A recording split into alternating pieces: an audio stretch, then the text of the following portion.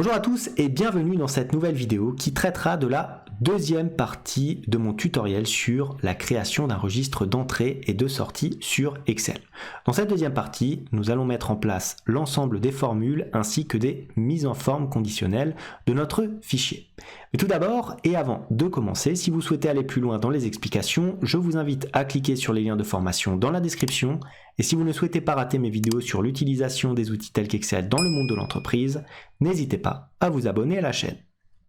De plus, pour ceux qui souhaiteraient uniquement acquérir le fichier sans passer par le tutoriel vidéo, sachez que tous les documents sont disponibles en illimité et dans leur version finalisée pour mes contributeurs Patreon, plateforme dont vous trouverez le lien en description. Alors dans le cadre de la création de notre fichier de registre d'entrée et sortie sur Excel, nous allons attaquer la deuxième et dernière partie dans laquelle nous allons nous intéresser à l'ensemble des formules permettant l'automatisation de notre fichier, mais aussi de la mise en place de petites mises en forme conditionnelles. Alors regardez ce que j'ai fait. Je retourne ici dans mon onglet liste du personnel. Je vais avoir quoi? J'ai rempli ici la zone de liste du personnel, donc avec les noms et prénoms de chacun des employés, le service correspondant, donc à chaque employé un service, jusqu'à arriver ici à la direction. Et bien entendu, un numéro de téléphone bien défini. Je n'ai pas encore rempli ici les heures cumulées de visite, puisqu'il s'agit d'une formule, et j'ai rempli ici, par contre, les horaires des différents agents d'accueil. Donc il va y en avoir deux, un le matin de 8h à 13h et un autre de 13h à 18h. Je vais donc automatiser mon fichier avec l'ensemble de ces différents éléments. Premier élément à intégrer, la date. Donc là c'est très simple, par exemple le 3 mars 2024. Voilà, pas de souci particulier. Maintenant, le nom de la personne à l'accueil. Alors, je vais attendre un petit peu avant de remplir ça. On va remplir d'abord les éléments les plus simples. Le nom du visiteur. Là c'est très simple, il va falloir le saisir. Donc, Paul Pierre par exemple. Voilà. Société, allez, on va mettre un nom un petit peu bidon. ABC Société, comme ceci. Maintenant, au niveau de la pièce d'identité, qu'est-ce que je souhaite éventuellement faire comme manipulation? Je souhaite tout simplement savoir si la pièce d'identité a été présentée et une fois que la personne s'en est allée, est-ce que la pièce d'identité a été ou non rendue? Donc, qu'est-ce que je vais faire? Je vous propose tout simplement de sélectionner la colonne comme ceci. Je vais aller dans Données, Validation de données. Je vais sélectionner Liste comme ceci et qu'est-ce que je vais avoir? Je vais mettre 8, point virgule, non. Pourquoi? Afin de laisser uniquement deux choix à l'utilisateur de mon fichier. Regardez, oui ou non. Je fais exactement la même manipulation à présent pour ma colonne rendue, afin de savoir si oui ou non nous avons rendu la pièce d'identité à la personne qui vient nous rendre visite. Je sélectionne comme ceci la colonne, je vais dans Données, Validation de données, Autoriser, Liste, oui, point virgule, non. J'appuie sur OK. Voilà, j'ai donc mes deux éléments ici. Je peux sélectionner pièce d'identité présentée non, rendue non. Comme ceci. Par exemple, pièce d'identité présentée oui, rendue oui. Je peux donc affecter les différents éléments. Une fois que j'ai fait ça, je peux éventuellement ajouter une petite mise en forme conditionnelle qui nous permettra directement de façon visuelle de comprendre si la pièce d'identité a été rendue ou pas. Je vais sélectionner, regardez par exemple un nom, je peux en mettre plusieurs, hein, là oui et non et ainsi de suite. Voilà, et là je peux mettre par exemple oui et oui, c'est juste pour l'exemple. Alors regardez, je vais à présent sélectionner mes deux colonnes et je vais intégrer une petite mise en forme conditionnelle dont je veux qu'elle me fasse apparaître en vert lorsqu'il y a un oui et en rouge lorsqu'il y a un non. Donc, comment je vais faire? Je vais me placer ici dans mon onglet d'accueil et regardez, je clique tout simplement sur mise en forme conditionnelle. Je clique dessus. Et qu'est-ce que j'ai ici dans règles de mise en surbrillance des cellules? Je peux sélectionner ici texte qui contient, puisqu'on cherche effectivement les textes qui contiennent. Qui contiennent quoi? Alors, pas présenté, vous voyez. D'office, il me propose ça. Non, moi je souhaite qu'il contienne tout d'abord oui comme ceci. Vous avez remarqué, il a tout de suite compris ce que je voulais faire. Par contre, je ne veux pas du rouge, je veux du vert. Donc je clique ici et je sélectionne tout simplement remplissage vert avec texte en vert. J'appuie sur OK. J'ai l'ensemble des éléments qui s'affichent comme ceci.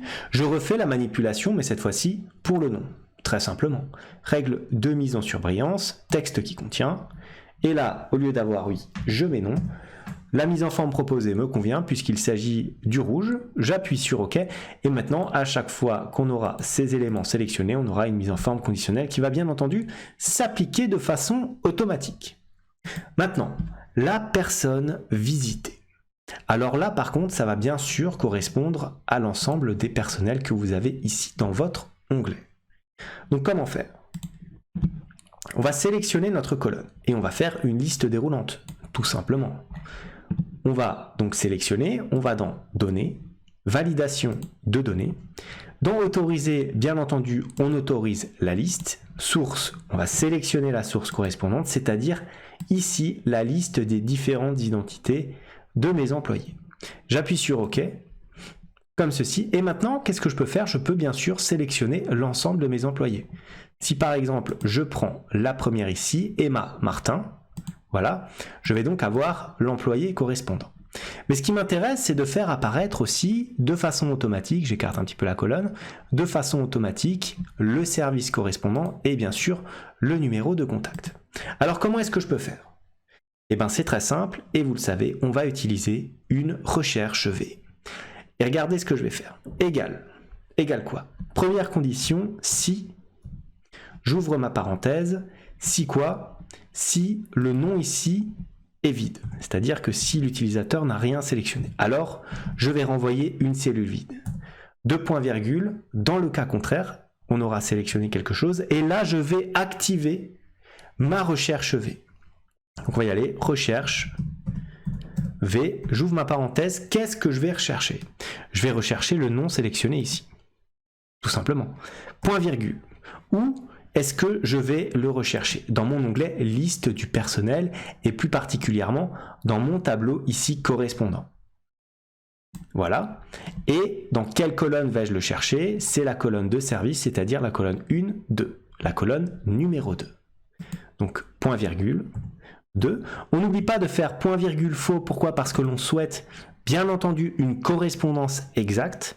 Je ferme ma parenthèse, je la ferme, attention, 2 fois pour clôturer ma recherche V, mais aussi ma fonction conditionnelle si ici, et j'appuie sur Entrée.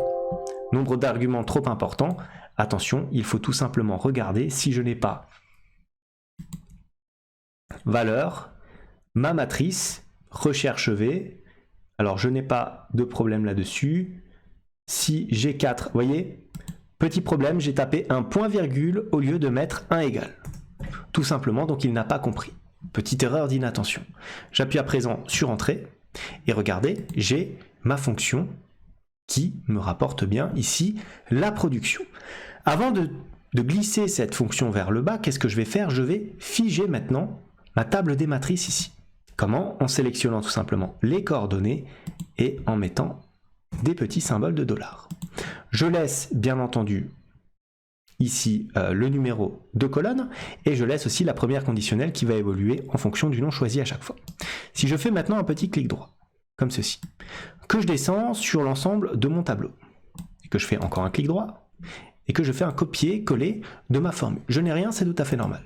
Si je sélectionne un nom, automatiquement, je vais avoir le service correspondant. Je peux supprimer le nom et regardez, le service va s'en aller.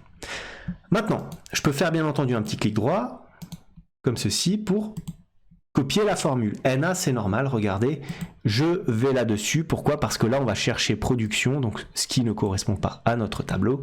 Donc, on va tout simplement se déplacer comme ceci. C'est notre première conditionnelle. Et ensuite, si j'ai 4, hop, comme ceci, on la déplace aussi de cette façon-là. J'appuie sur Entrée, j'obtiens production. Pourquoi? Parce qu'on n'a pas changé le numéro de notre colonne. Effectivement, là, on cherche le contact, c'est-à-dire le numéro de téléphone qui apparaît dans la colonne numéro 3. Donc, au lieu d'avoir un 2, je vais tout simplement mettre un 3. Et j'ai donc le numéro de contact qui apparaît. Pour l'heure d'arrivée. Alors, l'heure d'arrivée, c'est très simple. On va mettre par exemple qu'on a été visité, je sais pas moi, à 8h, 08.2.00, comme ceci. Un départ, on va mettre 10h, comme ceci. Et donc la durée va être égale à quoi? Ça va être égal tout simplement à l'heure de départ moins l'heure d'arrivée, comme ceci, donc 2 heures. Mais attention, avant de glisser cette formule vers le bas, je vais rajouter tout simplement une petite conditionnelle. Si, j'ouvre ma parenthèse, il n'y a pas eu d'heure de départ, est égal à une cellule vide, alors on renverra une cellule vide, sinon on applique bien entendu notre formule. J'appuie sur Entrée, et là je peux faire un copier-coller de ma formule sur l'ensemble de la colonne de mon tableau. Voilà, donc on a copié l'ensemble des différents éléments. Maintenant, autre petite formule. Pour la personne chargée de l'accueil, je vais la rapatrier de façon automatique. Vous pouvez éventuellement le faire aussi via une liste déroulante, mais regardez au niveau des fonctions, c'est assez intéressant. Je vais faire quoi? Égal, si, j'ouvre ma parenthèse, premier test logique, si l'heure d'arrivée ici, c'est-à-dire J4, est égale à une cellule vide, je vais renvoyer une cellule vide. Dans le cas contraire, deuxième fonction si j'ouvre ma parenthèse, si quoi? Si J4 ici est inférieur à quoi? À la liste du personnel. À la liste du personnel quoi? L'heure de départ ici. Alors qu'est-ce qui va se passer? Point virgule, on va rapatrier le nom de cette personne. Sinon, on va rapatrier le nom de l'autre personne. Tout simplement. J'appuie sur Entrée et je ferme d'abord ma parenthèse. Alors je la ferme deux fois. J'appuie sur Entrée, voilà. Je n'oublie pas, attention, c'est très important de figer les éléments. Liste du personnel comme ceci. J'appuie bien entendu sur F4, F4 et F4, puisqu'il s'agira toujours du même tableau. Regardez maintenant, ce qui est plutôt sympa, c'est qu'au niveau des horaires, on va pouvoir de façon automatique. Alors je vais directement le copier sur l'ensemble de la colonne, comme ceci, hop, un clic droit, on copie-colle notre formule et regardez. Si maintenant, il y a un visiteur qui vient à, disons, après l'arrivée, après le départ de mon premier agent d'accueil. Par exemple, il vient à 14 h. Automatiquement, s'il vient à 14 h, il va avoir affaire à Stella Ramos, qui est mon deuxième agent d'accueil. Et regardez, si je mets l'heure d'arrivée ici, à 14 h, que se passe-t-il? Automatiquement, j'ai la personne à l'accueil qui travaille l'après-midi qui apparaît donc dans mon fichier. Ce qui est plutôt intéressant. Je peux mettre une heure de départ par exemple à 15 h, comme ceci. Attention, je n'oublie pas ici d'appliquer un format horaire, voilà, à toute la colonne. Donc on va mettre heure, comme ceci, et on appuie sur OK, voilà. Donc là maintenant, vous avez vu, on a de façon automatique le nom de la personne d'accueil qui va apparaître. Pour l'instant, toutes les formules, en tout cas de cet onglet, ont été faites. Maintenant, je vais rajouter un petit élément, ici, dans les heures de visite cumulées. Pourquoi? Parce que ça va être assez intéressant de voir qui a été le plus visité. Donc comment est-ce qu'on fait ça? Déjà, je vais rajouter éventuellement un deuxième prénom, visiteur. On va visiter qui? On va visiter Liam Dupont, par exemple, comme ceci. J'oublie pas de glisser cette formule par le bas non plus. Hop. Voilà, clic droit, copier la formule. Voilà, donc je peux éventuellement copier aussi ces données-là. C'est des données brutes, donc celles-ci sont, disons, les moins importantes. Le 04-03-2024, par exemple. Voilà. Donc on a deux personnes qui ont été visitées. Regardez ce que je vais faire. Je vais tout simplement utiliser la fonction SUMSI pour calculer le total des heures. Point si, j'ouvre ma parenthèse. Plage. Alors plage, qu'est-ce que je vais sélectionner? Je vais sélectionner celle-ci. Ouais, c'est ça. Personne visitée. Point virgule. Critère. Alors, le critère, c'est intéressant. C'est le prénom ici. Point virgule, la plage assommée, ça va être quoi? Ça va être, regardez, on l'a préparé, la durée ici. Ce qui est assez intéressant. Vous allez voir, il y aura un petit problème de format qu'on va vite régler. Je ferme ma parenthèse, j'appuie sur Entrée. Vous voyez, déjà là, il faut mettre un format horaire, comme ceci. Format, heure, heure et j'appuie sur OK. Voilà. Je peux centrer bien sûr les éléments et je vais vous montrer une petite astuce. Un petit souci qui risque de vous arriver lorsque vous allez dépasser les 24 heures. Supposez qu'il s'agisse de la même personne. Emma Martin comme ceci. Hop. On va exprès mettre des heures à rallonge. On va mettre, je sais pas moi, on va mettre de 6 heures, même de 5 heures à, allez, 23 heures. On va mettre comme ça, voilà. 18 heures et pareil, 5 heures à 23 heures. Comme ceci. Ce qui nous fait une durée totale de 36 heures. Pourquoi est-ce que je vous montre ça? Parce que regardez, quand la somme horaire fait plus que 24 heures, qu'est-ce qu'on a dans notre liste du personnel? On a 12 heures. Ce qui est assez étrange finalement. On ne comprend pas. Pourquoi est-ce que mes 2 fois 18 font 12 heures? La réponse est très simple. Dans un format horaire classique, lorsque Excel calcule une somme et qu'il dépasse 24, il redémarre automatiquement à 0. C'est-à-dire que là, on a 36, donc pour lui, il fait une fois 24 heures, reste 12. Et c'est comme ça qu'il calcule la somme. Pour faire une somme arithmétique classique, une petite astuce, il faut sélectionner bien sûr votre colonne et changer un petit peu le format en faisant clic droit, format de cellule. Vous allez tout simplement dans personnaliser et qu'est-ce qu'on va faire? On va prendre, normalement si je prends ceci, vous voyez, le format entre crochets H 2.mm. Là on peut enlever les secondes, ça ne nous intéresse pas spécialement. On appuie sur OK et regardez, on a bien les 36 heures qui apparaissent ici. Alors c'est le petit truc qui est à savoir sur les formats horaires. Parfois vous aurez ce petit problème de somme. Voilà ce que j'avais à vous dire sur ce fichier, disons, de traitement des entrées et des sorties sur Excel qui vous permet d'automatiser certaines petites tâches. Comme d'habitude, si cette vidéo vous a plu, n'hésitez pas à la liker, à la commenter, à vous abonner à la chaîne si ça n'est pas encore fait. Moi, je vous dis merci et à bientôt pour de nouvelles vidéos.